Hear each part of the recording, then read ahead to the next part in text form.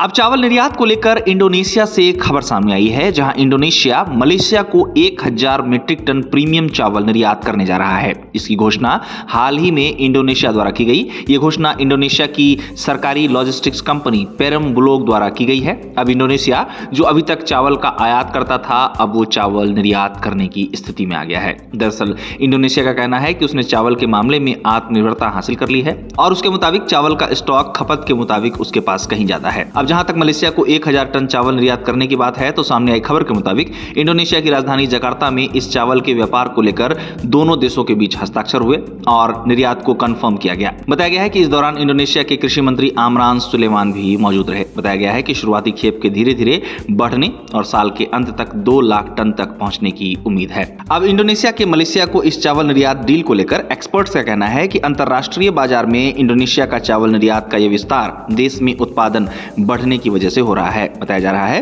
कि इंडोनेशिया के पास अभी इतना चावल भंडार है कि वो 5.2 मिलियन मीट्रिक टन तक पहुंच सकता है। अब मलेशिया को होने जा रहे इस चावल निर्यात को लेकर बुलोग के प्रेसिडेंट का कहना है कि विदेशी बाजारों में सफल प्रवेश इंडोनेशिया के 81वें स्वतंत्रता दिवस से पहले एक अहम उपलब्धि है और यह स्थानीय किसानों की कड़ी मेहनत की सराहना भी है। साथ ही इंडोनेशिया सरकार ने भरोसा दिलाया है कि प्रीमियम चावल के निर्यात से घरेलू आपूर्ति में स्थिरता या भोजन की उपलब्धता पर कोई असर नहीं पड़ेगा। एक तरह से इंडोनेशिया से चावल निर्यात के सिलसिले की शुरुआत को देखा जाए तो वैश्विक बाजार के मौकों का फायदा उठाने के इस रणनीतिक कदम में घरेलू जरूरतों को पूरा करने और इंडोनेशियाई किसानों की भलाई को बेहतर बनाने को इंडोनेशिया इस तरह प्राथमिकता देता हुआ नजर आ रहा है। साथ ही मलेशिया के साथ ये राइस डील ये भी दिखाती है कि इंडोनेशिया को दक्षिण पूर्व एशिया में खाद्य आपूर्ति श्रृंखला नेटवर्क को मजबूत करने पर कितना भरोसा है। गौरतलब है कि इंडोनेशिया का दावा है कि उसने चावल के क्षेत्र में आत्मनिर्भरता हासिल कर ली है और हाल ही में इंडोनेशिया ने चावल निर्यात भी शुरू किया, जहां इंडोनेशिया ने अपने चावल की पहली खेप सऊदी अरब को एक्सपोर्ट की थी। इस तरह चावल को लेकर इंडोनेशिया चर्चा में चल रहा है। अब हाल ही में इंडोनेशिया के कृषि मंत्री आमरान सुलेमान का एक बयान चर्चा में रहा। दरअसल उनका कहना है कि इंडोनेशिया का मकसद बढ़ती ग्लोबल कीमतों, सरप्लस प्रोडक्शन और घरेलू मार्केट की स्थिरता का फायदा उठाकर चावल एक्सपोर्ट के मौके का फायदा उठाना है।